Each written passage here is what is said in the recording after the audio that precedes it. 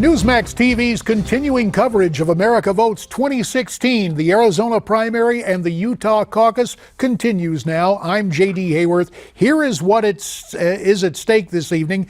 And in Arizona, the Grand Canyon state, a winner-take-all on the Republican side, 58 delegates up for grabs. Donald Trump with a comfortable lead there in that winner-take-all primary. The caucus in Utah, things a little bit different. Ted Cruz expected to prevail there. If any candidate gets over 50% of the caucus vote, they would get the entire group of 40 delegates there in the Beehive State. Now, reassessing where we are in terms of the Republican race with the delegates already awarded.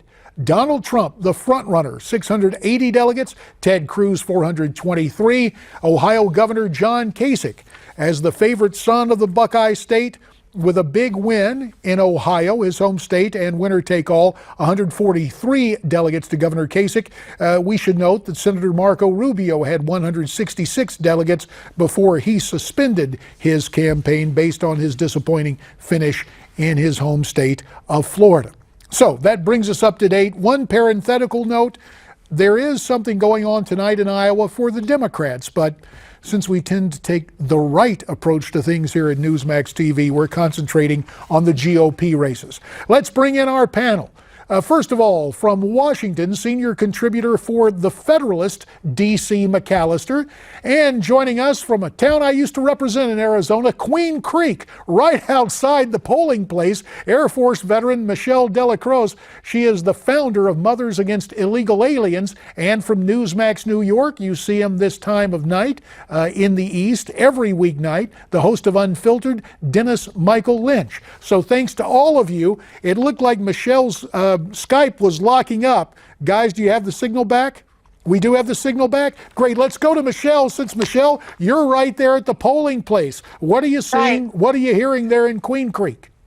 Well, it's a long line, a consistent long line in Queen Creek. It was pretty crazy, really windy out earlier today, but the people were standing in line and they are prepared to vote. I've been hearing everybody say they haven't seen such a long line at the Queen Creek Library for a big vote like this. And pretty much, you know, Donald Trump obviously is doing a great job in Arizona because of the issues of illegal immigration and the border issues, which are obviously very close to my heart, as you know. In the state of Arizona, he's definitely probably going to win the state of Arizona hands down. No problem there. And Michelle, while you're there in Queen Creek, we're seeing some footage of other polling places around the Phoenix metro area and Valley of the Sun. A whole lot of people standing in long lines to vote in today's Republican primary. Michelle, thank you very much. We look forward to updates from you a little bit later on. Heck, I don't know if you've even voted yet, have you? Not yet. I have to get out of line to go back and vote. But if I could just put a shout out, the great thing about Donald Trump is he's speaking for the victims of illegal alien crime in the United States and at our border. And NOVIAC is a new organization that's come out, the National Organization for Victims of Illegal Alien Crime. And we are looking forward to Donald Trump being our next president of the United States. Thank you. Michelle, we appreciate it. We'll let you go get in line and exercise your constitutional franchise and your civic duty there in Queen Creek. Now, to Washington, D.C. and D.C. McAllister. D.C., you hear from Michelle the passion that envelops so many Arizona voters. And Donald Trump has staked out a position. He was the first there, and voters seem to be sticking with him. Well, inside polling with Ted Cruz shows a much tighter race. The only problem is that so many people have already voted in early voting, and a lot of those probably went to Donald Trump because it happened before Rubio dropped out of the race. So there's a huge percentage, especially around the Phoenix area. A ton of people have already voted. So if they have any kind of change of mind after Rubio dropping out, it's not going to happen. But Ted Cruz has also been on the ground. He's had commercials running about his strength when it comes to illegal immigration. He is also pretty much right there with Donald Trump in closing the border. So it's going to be interesting to see who they choose as far as this final push, because late voters usually break away from Donald Trump. But, you know, with what happened in Brussels today, that may be a game changer there. Well, it may in fact redound again to Trump's benefit. Dennis Michael Lynch, as we were hearing that, a couple of other notes about what goes on in this presidential preference primary. In stark contrast to the primaries for the Senate and U.S. Congress later this year, which are open, this presidential preference primary in Arizona is closed, meaning only Republicans can vote. Now, there were a lot of early voters, but again, knowing residents of the Grand Canyon State and having represented that state, I just see real intensity there for Donald Trump. Look, obviously that's your home state. You're going to know it better than I do. But if there is one state other than my own state that I've spent a great amount of time in, it is Arizona. I get off the plane at Arizona. I got people spotting me left and right. You would think I was Tom Cruise. But you know what? I'm Tom Cruise when it comes to the border to those people. And so I know the passion that exists in Arizona. I understand the damage that has been done to that state because of illegal immigration, because of the fact that we are not defending our border. We've got drug cartels coming through with nobody stopping them. We've got day laborers. We've got everything, and potential terrorists. A day like today, although it hurts to see innocent people die, I think it resonates with the American people who say, you know what, we need a guy who's not going to be apologetic. We need a guy who's not going to be politically correct. We need a guy like Donald Trump who's bold enough to say we need to put a temporary ban on all Muslims coming into this country. We need a guy like Trump because people care about their safety. And if President Barack Obama cared as much about my safety, your safety, and the people watching at home today, instead of caring about Castro in a baseball game, maybe I wouldn't have Bernie Kerik coming on here and saying it's a matter of time before it happens here again in the United States. D.C. McAllister, you hear the passionate assessment of Dennis Michael Lynch. We heard earlier from Bernard Kerik. And again, there is great unease within the body politic about attacks like we saw today in Brussels coming to our shores. But again, the events of today circle back around to immigration policies on allowing people into the country, whatever their status, refugees, immigrants, migrants, whatever you want to call them. This remains front and center, and it seems to be really the wheelhouse of the Trump campaign. It really is. If you're a single issue voter, if this is what matters to you most, you probably are going to vote for Donald Trump. But again, I have to say that Ted Cruz isn't that much removed from him. In fact, Ted Cruz is the one who came out today and said we need to be patrolling Muslim neighborhoods. And Kerr came out and said, he's an extremist, a radical, and wants to shut him down for saying this. So Ted Cruz is right there with him as far as making the border closed and monitoring people who come into the United States. But it's interesting when you compare Arizona and Utah, because Utah is also very anti-establishment. They're not happy about how things have been run in the country. They're concerned about immigration, but they're overwhelmingly supporting Ted Cruz, even though they're very critical of the status quo and the way things have been handled right now. So there's a very different approach in who they trust going forward as far as all the big picture issues as well as immigration. Well, it is worth noting about Utah, knowing my neighbors there, DML, let me just simply insert this, then I want to get your reaction to what D.C. had to say. Yeah.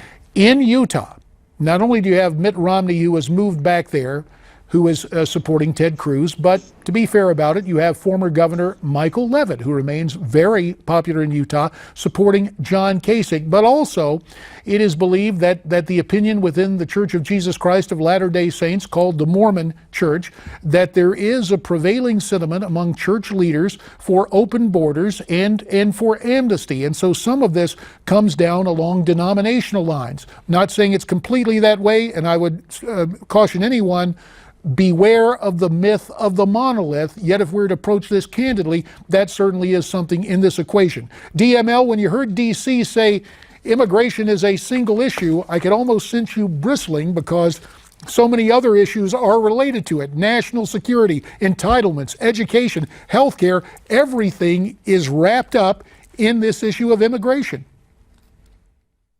Anybody who says, and with all due respect to DC, anybody who says that immigration is a single issue just doesn't really know what they're talking about. It touches everything. It touches everything, and it's both illegal and mass immigration. It is the number one problem facing this country. And as far as Ted Cruz goes, he showed today, and I'm going to bring Jonathan in 2 seconds, and he'll punch this home. Ted Cruz showed today that he's an opportunist. He's not a leader whatsoever. Donald Trump will stick his ground. He will ensure the fact that the immigration issue, the huge issue it is that it is solved. He will stop allowing millions of people to come into this country every single year, both legally and illegally, to take the jobs that Americans want and to potentially take more lives, because Islam is a religion of hate. It is bottom line. I don't care what anybody else says. All right. The American people, I don't care what governor comes out and what former presidential candidate comes out for Ted Cruz or anybody else. The American people have come out for Donald Trump, and they've come out in massive record numbers. And that's all I care about. Jonathan, do you agree with me? I absolutely agree with you. In fact, I have put a program together called The Experts that people can watch on YouTube that gives us a 4-stage strategic war plan. And in that war plan, it kind of talks about the same thing that Donald Trump talks about, in the fact that you cannot look at immigration without looking at Islam. They're one and the same, and you can't differentiate those two things. Immigration is much bigger than the Mexican border. It goes and it transcends into the war on terror, because that is how eventually they're going to get people over here to train other people, force multipliers, weapons, and so on and so forth. JD, let me tell you, today I received a phone call out of nowhere. I received it from a Border Patrol agent from Laredo. And he said to me, Dennis, I haven't spoke to you in about 2 years since you were down here last. I said, what's up? He says, you got to come back. He says, I am so panicked at what's taking place right now along the border. People aren't talking about it because they're too busy talking about Trump and what took place today. He says, we are under attack. Thousands of people coming through. We're short-staffed. We have hundreds of miles of Rio Grande that are not being protected by Border Patrol agents. Border Patrol agents have been forced to take a cut. This man alone, $600 less per month is what he's making. He says people are leaving. They're down 300 guys just in their sector alone. And we have also heard from Border Patrol agents that if you intend to enforce the law in the purview of the Obama administration, it could very well cost you your job. D.C. McAllister, the Federalist, back to you in Washington, D.C. I think you get a sense of the intensity on this issue just based on other members of this panel. But D.C., if the truth be told, we see evidence of this even in Washington. I recall a decade ago during my service in Congress where we had illegals marching on Capitol Hill demanding certain benefits that were not theirs to claim in the first place. And it seems again that the body politic has just had it up to their earlobes, and the sense of frustration is palpable and a subject upon which many voters make up their minds. Listen, I understand the passion. I've been writing about the passion and the support for Donald Trump since he declared his candidacy. I understand the fear of the American people and their concern about the borders. And yes, immigration is about a national security issue. It is a very important issue, and it does tie into many different issues, education, entitlements, and these kind of things throughout the nation. So it's all tied together and it's interwoven. But the thing is Donald Trump, you say that Ted Cruz is opportunistic.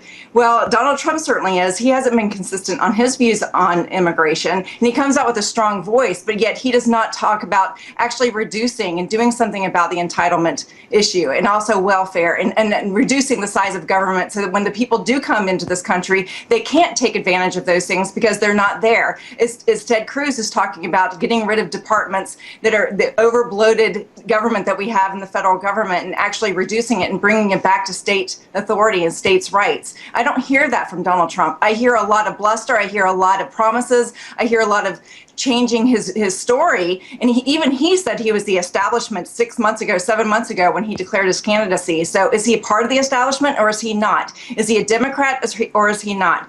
Planned Parenthood came out and said that he is their favorite Republican. I mean, it's very strange that people put such trust into this man, and yet he's changed so often. And we have Ted Cruz, who's actually gone to Washington, who's fought these battles, who's been consistent, and who actually has a platform and a reformed agenda that's concerned conservative that's actually going to make a difference in this country. So he's also wanting to close the borders. He wants to fight the Islamists. He says we are fighting radical Islam, and that's what we are. And I agree with the passion here. We have threats coming And I across understand the what you're border. saying, DC. Unfortunately, right now, I have to drop in a boundary. We're bound by time, that four-letter word. Tell you what, you were quite passionate about Mr. Cruz. I know that DML has a response, and we will get to the response of Dennis Michael Lynch right after this timeout. Stay with us.